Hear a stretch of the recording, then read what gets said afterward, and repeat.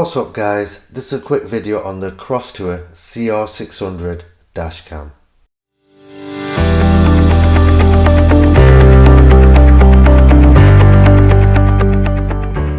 So right guys, I've actually bought this from Amazon and I paid $39.99, and what I'll do is I'll leave a link in the description below just in case if you need any more information or if you want to actually buy one.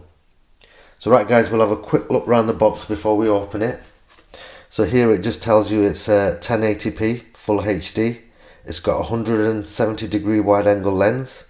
It's got a 2-inch LCD screen and it's got motion detection. So right, the only other bit of information is on the back of it here, which tells you what model number it is. So it's a CR600. The front camera resolution is 1080p. The rear camera is 720p. The megapixels are 12, 10, 8 and 5 megapixels. The lens itself is a 170 degree wide angle lens and the screen is a 2-inch TFT LCD screen, and the storage is a class 10 TF card. Right, we'll open it up and see what we get inside. So first of all, we've got a greetings card from Crosstour which gives you their contact details, so if you've got any issues or problems you can get in touch with them directly. Next we've got the user manual itself, and in here it tells you get 1 year warranty on the camera itself. Next we've got the dash cam itself. So this is the mount for the dash cam. We'll have a look at that in a minute.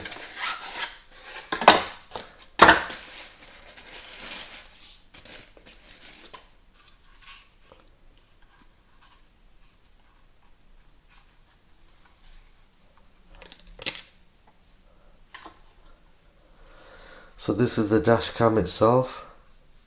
So it's made out of plastic and it's really lightweight.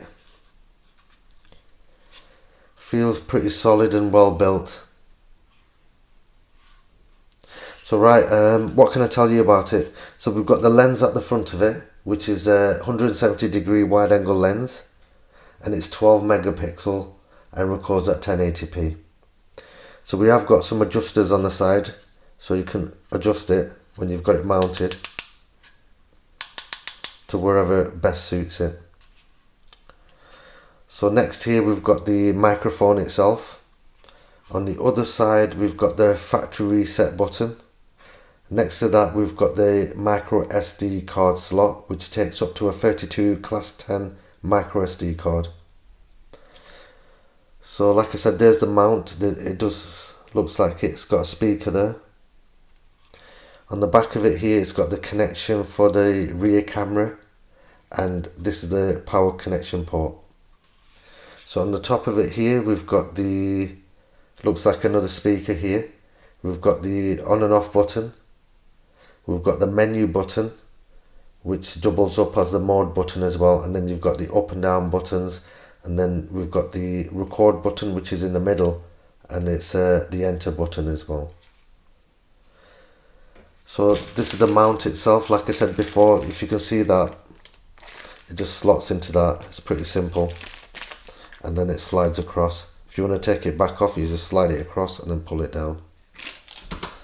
So that's the front dash cam. So we'll see what else we get in the box.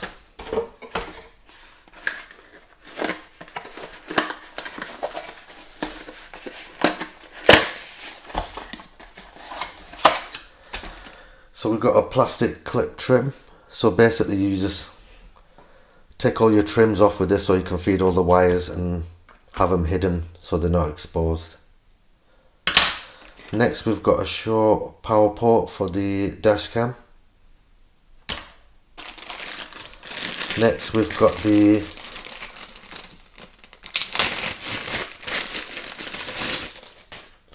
cigarette lighter power port, and it's got a spare USB port there so you can charge your phone up, or you can connect it up to your sat nav, whatever you want really. The wire itself is really long, so there's no issues of getting to the dash cam or hiding the wires, and it's just a micro USB port. Next in the box, we've got the rear dash cam.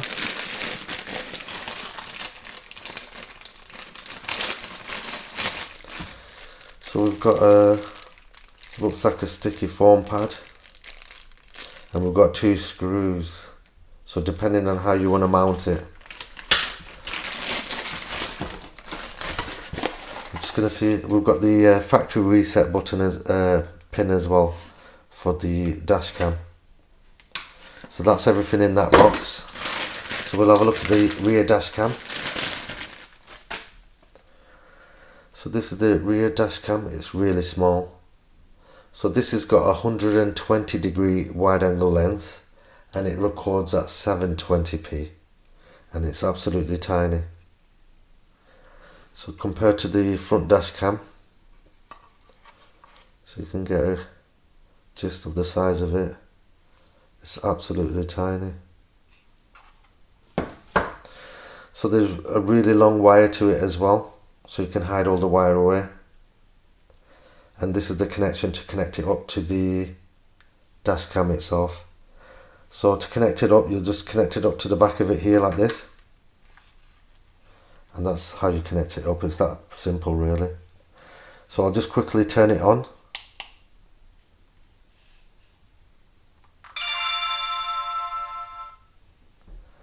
So this is on now, if you can see that. So there's 2 actual screens on there. So this is the screen for the front dash cam, and this is the one for the rear dash cam. It's in the top right corner there.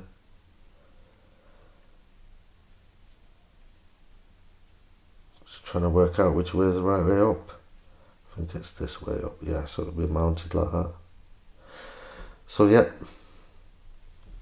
so that's pretty good that you can see both of them together. So like I said, this is the menu button.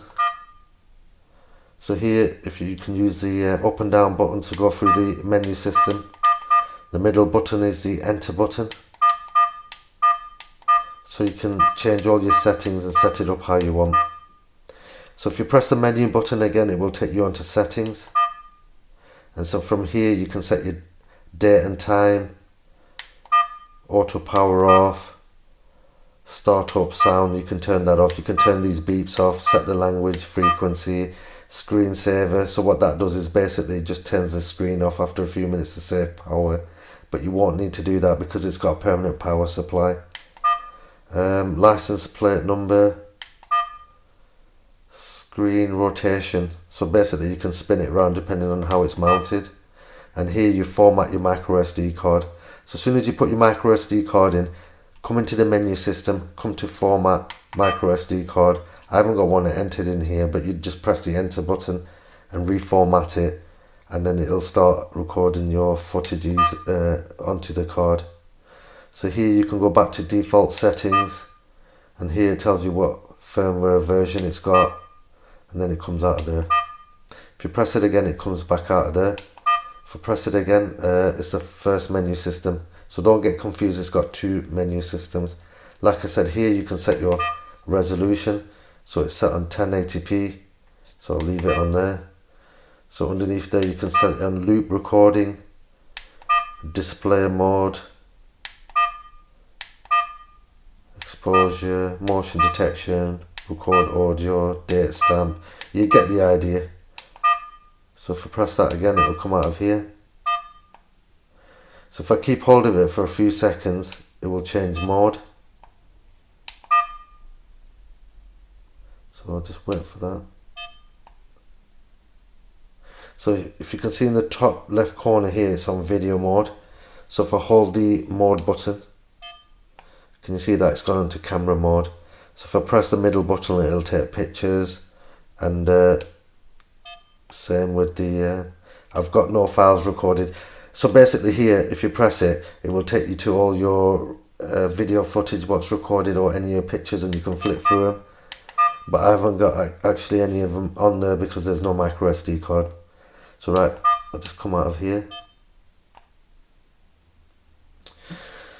So right guys, that's I'm trying to think what else can I tell you about it. It's pretty good actually. I'm pretty impressed. Right, I'll turn that off.